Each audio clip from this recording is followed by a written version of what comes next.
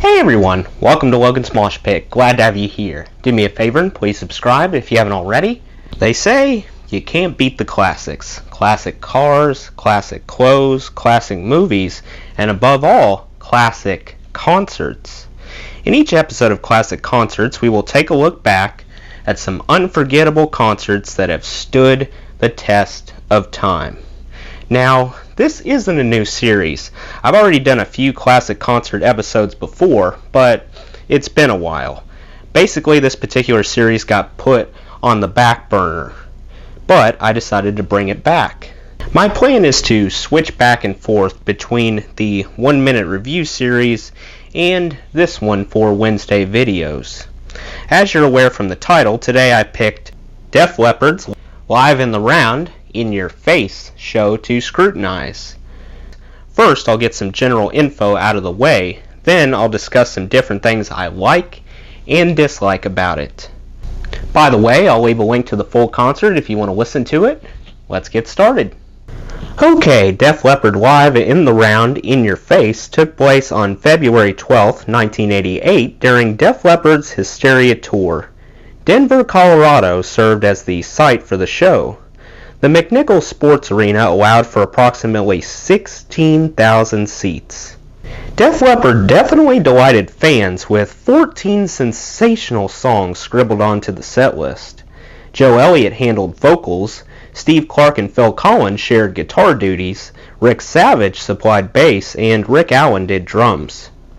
The footage that was filmed was made into a VHS tape the following year, and later converted to a DVD edition in 2001. According to Amazon, the DVD cost $25. It was tough to choose one, but eventually Foolin' emerged as my favorite song from In the Round, In Your Face. Transitioning to likes, my first like was the timing of this performance. It probably couldn't have come at a better time because Def Leppard was at the top of their game. Right after Hysteria got released, Hysteria propelled Def Leppard to new heights. Therefore, they rode a massive wave of momentum heading into 1988.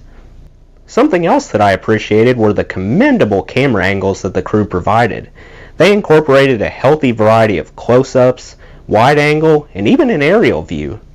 Not only did they make sure viewers didn't miss a moment of the action, they also included enough shots of each band member so it felt fair, like no one hogged the spotlight. I can't stand it when cameras linger on the singer. I also adored the playful way that Joe Elliott interacted with the crowd. He behaved in a very friendly fashion. He even went so far as to change the lyrics slightly.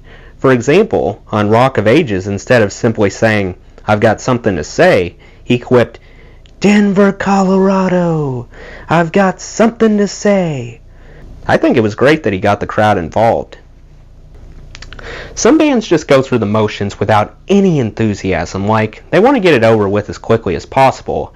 However, by acknowledging the crowd to such an extraordinary extent, Def Leppard demonstrated that they genuinely cared about the fans that paid to be there. Props to Def Leppard for projecting a potent amount of passion throughout their performance. They issued a dynamic delivery. I noticed extra emotion.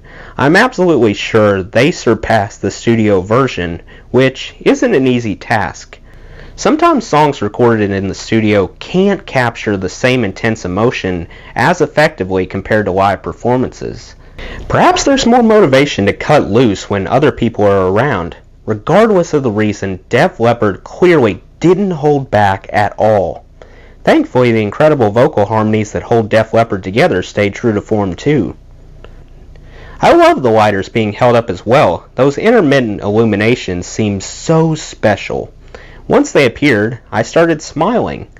Lighters used to practically be a requirement when spectators attended music events, yet the surge in popularity of smartphones in recent years has turned lighters into a really rare commodity at shows.